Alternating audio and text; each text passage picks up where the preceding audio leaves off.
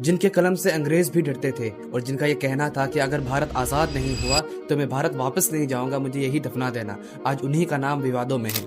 So hello everyone, my name is Amirul and this is our day 1 of 30 days challenge where we'll be exploring 30 Muslim freedom fighters of India. So today we are going to talk about مولانا محمد علی جوہر. 1878 میں U P کے رامپور ضلع میں ایک بچہ پیدا ہوتا ہے جس کا نام رکھا گیا محمد علی جوہر. کسی کو پتا نہیں تھا کہ یہ بچہ آگے جا کے انگریزوں کا نیند خراب کرنے والا ہے. پڑھائی تو انہوں نے اپنے آکسفورڈ سے کمپلیٹ کی, لیکن انگریزوں کی غلامی کرنے کے بجائے اور ایک سٹیبل کریئر کے بجائے انہوں نے چنی بغاوت.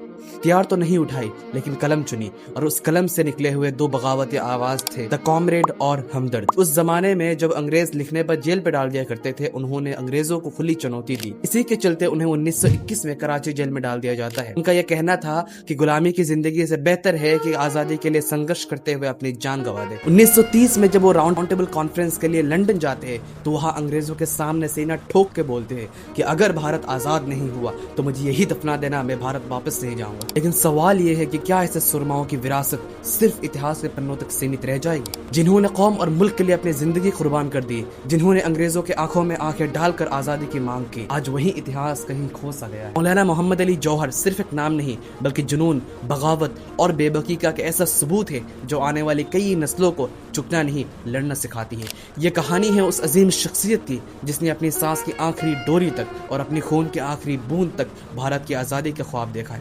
السلام علیکم.